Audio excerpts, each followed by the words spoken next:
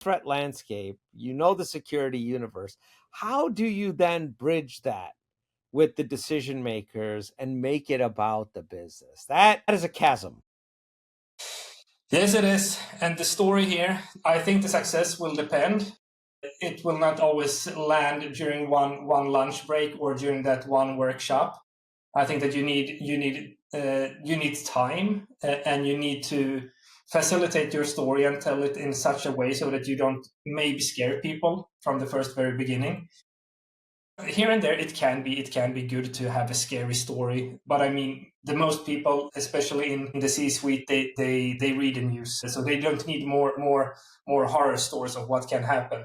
But I mean, craft the story in such a way so that they understand. Put the technical mumbo jumbo away, speaking the terms of the C-suite and in their own language. They are not the experts on security. You are, but you need to be the translator. You need to be the translator and explain what maybe that downtime would mean for a factory going down if there is something nasty happening. Put it into context here. Put it into the context of the business. What can happen? What could happen? Is there scenarios you can play out to educate them or influence them so that they can start to take the right decisions as well? Because as we said, you're there to support as a security leader or when you work with security. So if you can make your story closer to the actual business landscape where you are supporting your stakeholders, I think that is how I would do it, and that is how I do it, and encourage everyone to do it as well. Saying that, is it easy to do it that way?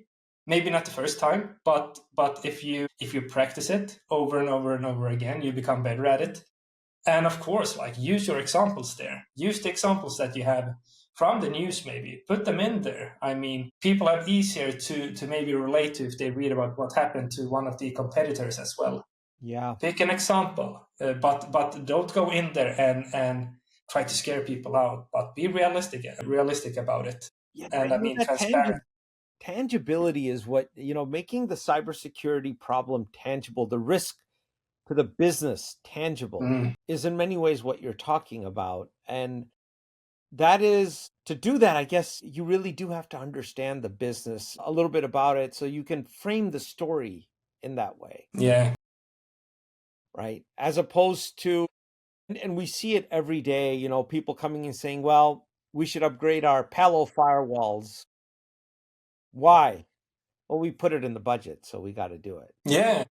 Okay, but how does that address business risk with it? Yeah, totally. Don't do it. Maybe that's the right thing to do, right? Yeah, but totally useless information for me if I would be a decision maker. You come and say, hey, we need to upgrade all the firewalls here and we will sacrifice production downtime, but we need to do it today. Yeah, that is what we need to do. I would say, hey, dude, why? Why should we do it right now? Why not the weekend?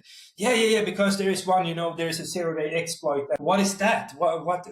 Hey, what is a 0-day? Maybe I know it if I read the news or if I'm read into it. But I mean, if we do it that way, if we start to speak about it that way, then we also create the monster or the security animal, which is technical.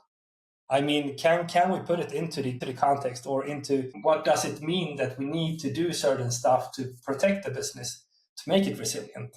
Tell those stories. And just to give an example here, if I would go in to my key stakeholders, start to speak as I do with a pen tester or battle out some war stories about offensive security or how you can breach a company, they wouldn't listen to me at all. They would say, hey, what are you speaking about? Because they don't know security, but they're so important for me. But those stories maybe make more sense when speaking with a security professional, when I need to have my own team behind me because I see something that we need to do on a long-term plan. There, the technical language maybe makes sense within your own team or with your peers, but maybe not outside of the security team.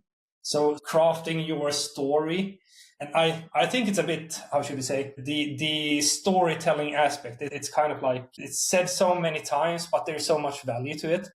Can you tell your story in such a good way so that anyone understands it?